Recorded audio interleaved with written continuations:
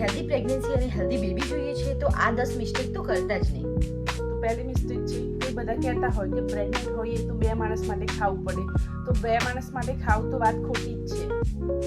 Yes, you don't need a double food, just થોડી extra calories જોઈએ. અને also બી mindful કે તમે શું ખાવ છો.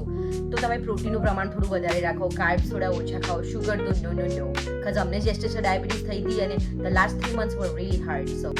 સો ઇન શોર્ટ તમે ક્વોલિટીવાળું ફૂડ ખાઓ, તમારે કંઈ ડબલ ખાવાની જરૂર નથી. બોડી પેઇન તો નોર્મલ જ છે તમારા શરીરમાં જ્યારે પ્રેગ્નન્ટ હો ત્યારે. ના, એવું ના હોય. દરેક બોડી પેઇન થવું પ્રેગ્નન્સીમાં નોર્મલ હોય એ વસ્તુ ખોટી છે.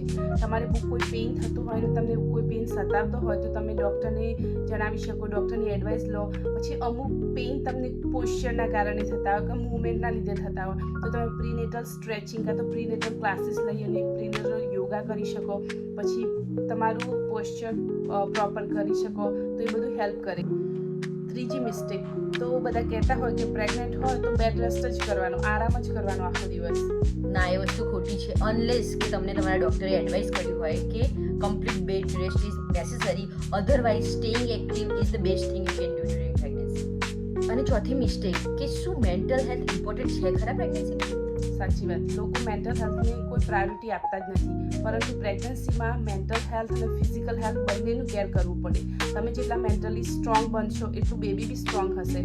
તો કોઈ બી જાતનું સ્ટ્રેસ કાં તો કોઈ ચિંતા કાં તો ટેન્શન લેશો તો ડાયરેક્ટ એની અસર આવનાર બેબી પર થશે. તો મેન્ટલી હેલ્ધી રહેવું બહુ ઇમ્પોર્ટન્ટ છે.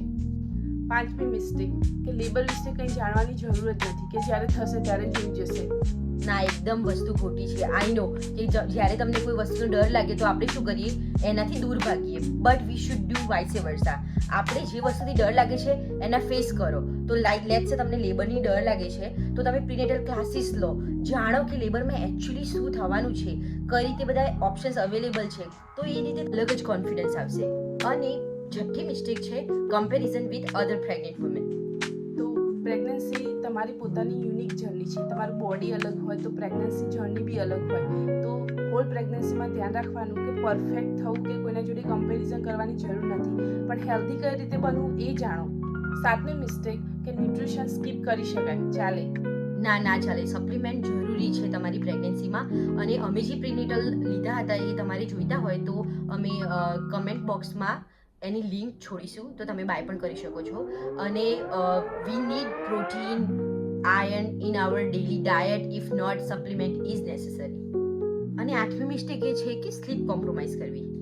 ના, સ્લીપ બહુ જ ઇમ્પોર્ટન્ટ છે બોડી માટે. એમાં જો પ્રેગ્નન્ટ હોઈએ તો બહુ જરૂરી છે તમારે બોડીને રેસ્ટ મળે. તો નોર્મલી કહેતા હોય કે અત્યારે એકલા છે કે હજુ બેબી નથી તો બહુ બધું બીન્જ વોચિંગ લાઈક મૂવી, સિરીઝ કે સિરિયલ્સ જોઈ લઈએ, પણ એવું નહીં કરવાનું. કે સ્લીપ એ લક્ઝરી નથી પણ મેડિકલ નીડ છે.